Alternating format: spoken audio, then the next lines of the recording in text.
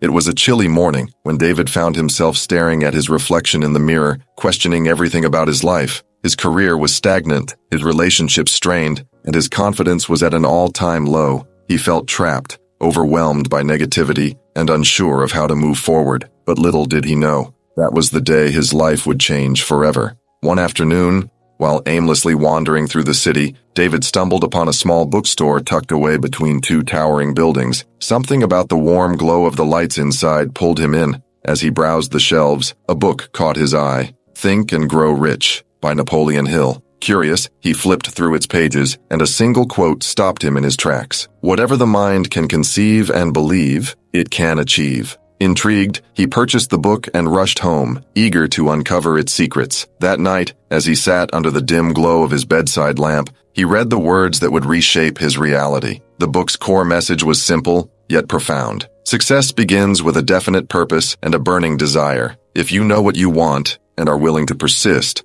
nothing can stop you. David was skeptical. Could something as simple as desire truly transform his life? He decided to put it to the test. The first principle he embraced was definiteness of purpose. Hill emphasized that without a clear goal, people wander aimlessly. But when you have a clear vision, every action you take aligns with that purpose. He recalled the example of Edwin C. Barnes from the book, a man who dreamed of working with Thomas Edison. Barnes had no money, no connections, and no experience, but he had one thing, a burning desire. He refused to accept failure as an option and took a train to Edison's office, demanding a job. Edison saw the determination in his eyes and gave him a small opportunity. Years later, Barnes became Edison's trusted business partner. Inspired, David wrote down his own definite purpose: to achieve financial freedom and create a life of abundance. The next principle that struck David was faith. Hill explained that belief is the bridge between dreams and reality. Those who lack faith in themselves are doomed to mediocrity, while those who believe persistently in their vision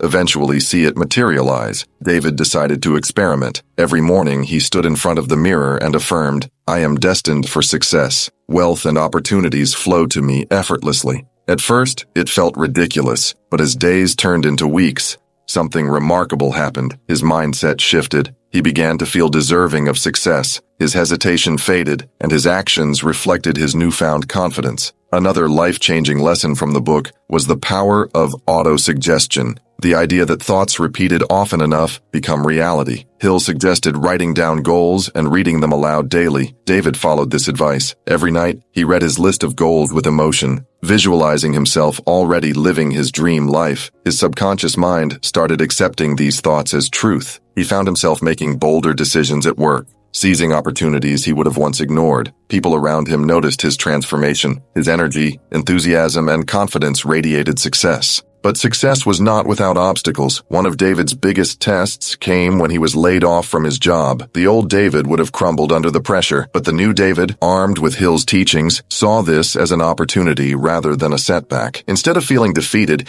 he asked himself, what would a successful person do in this situation? He remembered the story of Henry Ford from the book, how he refused to accept limitations and pushed forward despite the odds. Inspired, David started networking, reaching out to mentors and brainstorming business ideas. Within months, he launched his own consulting business, something he had always dreamed of, but never had the courage to pursue. The book also emphasized the power of specialized knowledge. Hill stated that general knowledge, while useful, does not lead to wealth. What truly matters is acquiring specialized knowledge that solves problems and provides value. David took this to heart. He immersed himself in self-education, learning high-income skills that set him apart in the industry. Then came the principle of persistence. Many people give up at the first sign of failure, but Hill argued that persistence is the key separator between those who succeed and those who fail. David committed to never giving up, no matter how many challenges he faced. He reminded himself of the story of R.U. Darby and his uncle, who gave up just 3 feet from striking gold. The lesson was clear. Keep pushing forward, because success often lies just beyond the point where most people quit. David applied another crucial lesson: the power of the mastermind group.